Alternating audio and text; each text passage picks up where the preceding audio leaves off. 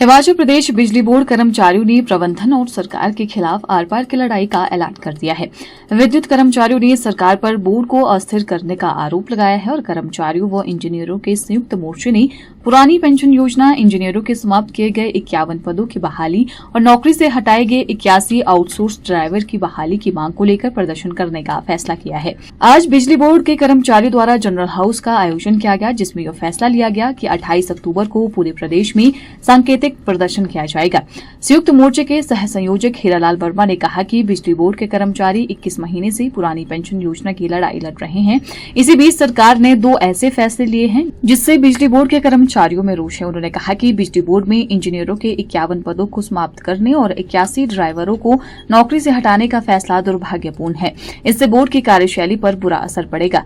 हीरालाल वर्मा ने कहा कि बोर्ड के कर्मचारी 28 अक्टूबर को सांकेतिक प्रदर्शन करेंगे। उन्होंने कहा कि यदि प्रदेश सरकार व निगम प्रबंधन कोई सकारात्मक पहल नहीं करता तो उसी दिन प्रदर्शन के साथ ज्वाइंट फ्रंट अगले कदम का ऐलान कर देगा। ये जो 20th का एक्शन है, इसके पीछे घटनाक्रम बहुत सारे रहे हैं और हम ये कहना चाहेंगे कि जो 18 तारीख को ऑर्डर हुए थे उसमें कुंजा पद इंजीनियर्स के खत्म किए गए। उसके बाद आपके ड्राइवर के 81 पोस्ट खत्म की गई थी। उसके बाद हमारी सीरीज ऑफ मीटिंग गवर्नमेंट में हुई है, माननीय मुख्यमंत्री से हुई है और आपके सब कमेटी में हुई है।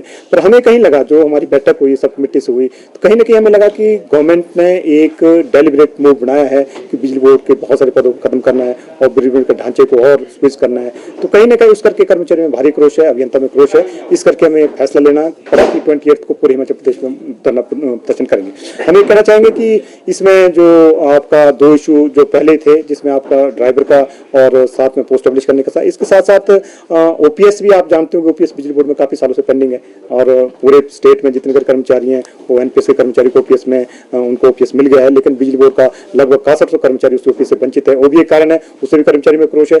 दूसरी एक नई डेवलपमेंट हुई है जो सरकार की सब कमेटी में भी सामने आई और कल एक रेगुलेटर में जो मीटिंग थी उसमें भी ये चीज आई है कि बिजली बोर्ड को पुनर्गठन की तैयारियां की जा रही है। बिजली बोर्ड को आप समझेंगे सही भाषा में, बिजली बोर्ड को 3 भागों में बांटने की तैयारी की जा रही है, जिससे कर्मचारियों में भारी क्रोश आया। और कल और आज जो आपने देख रहे हैं मीटिंग में जो कर्मचारी हैं किस तरह का उनका आक्रोश था।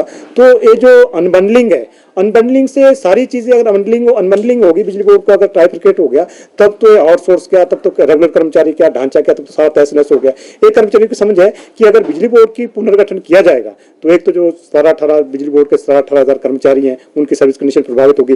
वहीं कहीं जो आपकी 11-1200 करोड़ की लायबिलिटी है, जो पेंशन 29,000 है, उस पर भी बड़ा प्रश्न चिन्ह खड़ा हो जाएगा। ये जो हिडन एजेंडा है, ये तो ट्राइफिकेशन का हिडन एजेंडा है जो नेगेटिव ने सेट किया कि इंप्लॉइज कॉस्ट करके सारे किए जा रहे हैं। आप अगर समझेंगे, आज जो बिजली बोर्ड की जो अपनी पैदावार है उसका हम जो स्टेट की कंजम्पशन है बिजली की, उसमें लगभग 20% बिजली की अपनी पैदावार है। 80% हम बिजली खरीद करते हैं और 80% जो बिजली खरीदते हैं 8 रुपए, 7 रुपए, 5 रुपए जो भी मार्केट का रेट है उस हिसाब से पीपी या डिफरेंट से खरीदते हैं।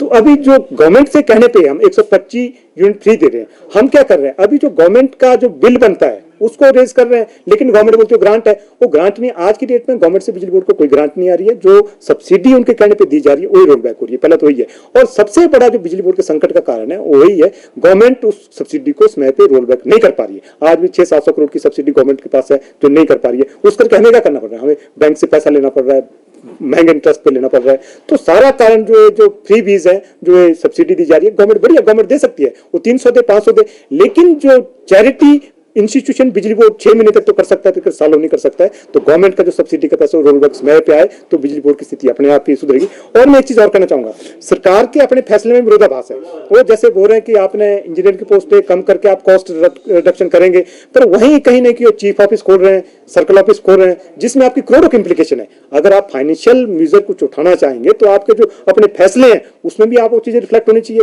कहना चाहेंगे गवर्नमेंट अगर इसमें आगे जा रही है, कोई इस तरह की नीति ला रही है, तो उसमें जैसे कोई सर्टन, उसमें कोई ना कोई सर्टन होना चाहिए कि उसका फ्यूचर क्या होगा। जैसे डेली वेज पॉलिसी है कि 3 साल के बाद रेगुलर होंगे, कॉन्ट्रैक्ट की है कि 2 साल के बाद रेगुलर होंगे, उसी तरह की कोई पॉलिसी ला रही है। अगर उस पॉलिसी में कोई फ्यूचर होगा कि उनका फ्यूचर सिक्योर है तो पॉलिसी को माना जा सकता है। लेकिन अगर जिस तरह की आउटसोर्स की प्रैक्टिस आज है कि आप हायर एंड पार 6 साल के लिए आप सेवा दो, उसके बाद आपको भर भेजा जाएगा, उसका हम विरोध करेंगे, बिजली बोर्ड के कर्मचारी विरोध करेंगे। और मुझे लग रहा है एज ए संयुक्त कर्मचारी महासंघ में उसका महासचिव हूं, उस फ्रंट पे मैं इसका विरोध करेंगे जिस पॉलिसी में गवर्नमेंट आगे बढ़ रही है।